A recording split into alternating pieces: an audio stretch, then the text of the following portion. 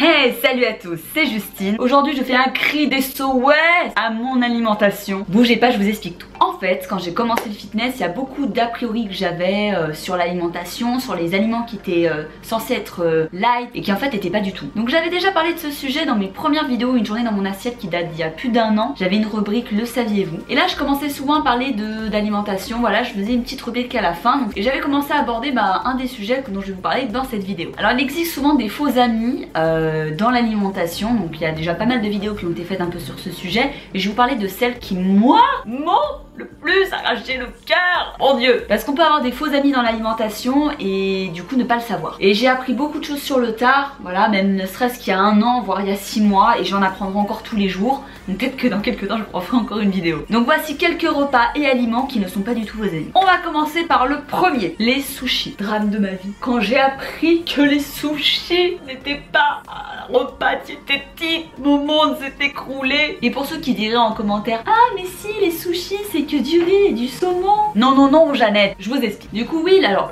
techniquement on pense que les sushis c'est composé de quoi? D'algues, de saumon, de riz, de soupe, de crudité. Sur le papier on dirait que c'est parfait, je vous l'accorde, moi la première j'étais preneuse. Mais au final c'est une alimentation qui se trouve au niveau de la préparation être très sucrée et très salée et parfois très grasse. En fait ce qui rend les sushis très calorique déjà c'est le riz, parce qu'on déjà on en mange en grande quantité, hein. Vous comme moi on va pas se leurrer, on prend pas un plateau de simaki et ça y est c'est fini. Non, on va sushi à volonté, oui bien sûr. Et en fait ce riz il est préparé en fait à base de vinaigre de riz pour que ça colle, en fait la préparation pour qu'elle colle, vinaigre de riz et du sucre. Donc pour 100 g de riz on a quasiment 1 cuillère à soupe de sucre, ce qui fait à peu près 6 makis. Donc quand vous mangez une plaquette de 6 makis vous avez 1 cuillère à soupe de sucre, ce qui en fait une bombe glycémique, vous n'avez pas idée, et ce qui rend la chose vraiment un petit peu plus compliquée. Ensuite on a tout simplement les sauces soja qui sont salées, très salées, ou sucrées, très sucrées. La soupe miso pareil, les brochettes de viande n'en parlons pas, c'est caramélisé, c'est délicieux, quelle horreur, donc très sucré aussi. Même la salade de choux, miséricorde, j'ai l'impression que tout est une escroquerie en fait. Elle est parfois très sucrée aussi. Ce qui fait en fait que pendant un temps j'étais hyper dépendante et très accro au sushi, je le suis toujours, parce qu'en fait c'est très sucré et l'addiction au sucre, je vais pas vous l'apprendre, c'est une des pires drogues au monde. Donc solution,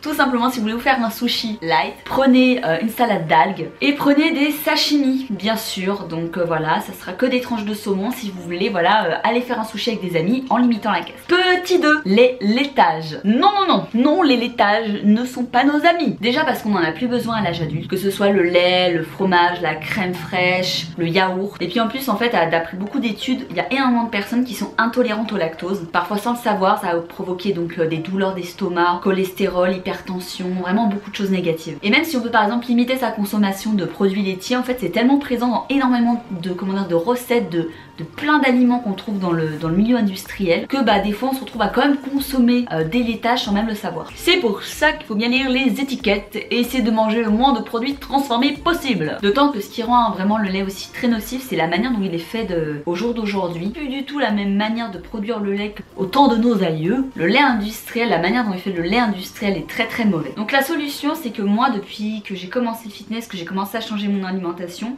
tous les laits animaux, je les ai mis de côté et j'ai remplacé ça par des boissons végétales, parce qu'on n'appelle pas ça des laits végétaux, normalement on appelle ça des boissons végétales. Donc c'est lait d'amande, lait de soja, lait de noisette, lait de riz. Et sincèrement à boire tout seul, le lait d'amande est ce qui est le plus sympa.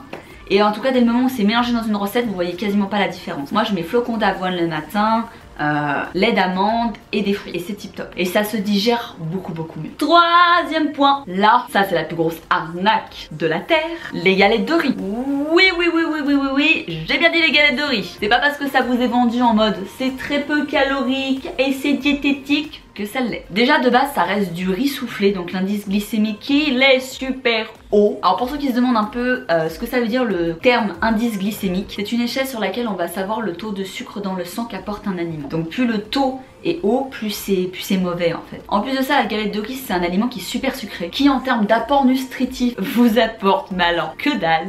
mais que dalle. Et en plus t'as grave la dalle dès que t'as fini de manger ta galette. Donc j'ai envie de te dire, la galette de riz avec le chocolat, avec de la noix de coco dessus, tu l'oublies, tu l'oreilles. À ce compte là, solution, faites-vous des bons pancakes maison avec des recettes que vous pouvez trouver avec des recettes light, ou en tout cas plus light, et avec des ingrédients plus sains. Moi j'utilise la poudre à pancakes de chez MyProtein, mais ça reste un petit peu plus chimique. Si vous avez des recettes à la maison, voilà, avec des flocons d'avoine, des choses comme ça, n'hésitez pas à le faire. Petite dose de whey dedans pour rendre la chose un peu plus intéressante, un peu plus protéinée. Quatrième pause amis, là ça a été un drame. Le deuxième drame après les sushis, le pain de mie. Fut un temps lointain où je vous partageais sur cette chaîne et sur Instagram mes recettes de pain perdu. Ce temps est révolu. Alors tous les pains ne se valent pas, mais le pain de mie de manière générale, c'est du pain, de la matière grasse végétale, du sucre et des conservateurs dans cette petite tranche là.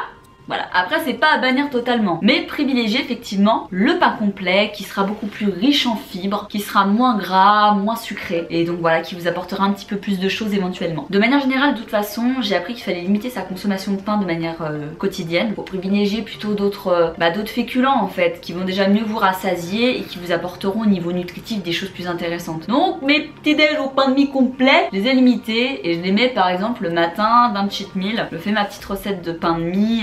Allez, je mets peut-être une petite tartine de chocolat protéiné ou des choses un peu plus gourmandes, beurre d'amande, etc. Solution, privilégiez carrément le pain complet avec plein de céréales différents, ça va vous apporter bien plus de choses, mais pareil, toujours à consommer de temps en temps. Et voilà les amis, c'est tout pour aujourd'hui. J'espère que cette vidéo vous aura plu, elles se suivent les unes les autres un petit peu, j'ai l'impression, je parle d'un sujet, ça me fait penser à un autre. Donc j'espère que celle-ci vous aura plu. Je vous rappelle, mettez la petite cloche en bas pour ne rater aucune sortie de vidéo. Merci encore d'être encore aussi nombreux de plus en plus chaque jour sur cette chaîne. Je vous embrasse du fond du cœur, je vous dis à très bientôt pour une nouvelle vidéo. Je vous kiffe. And you are the same, even now.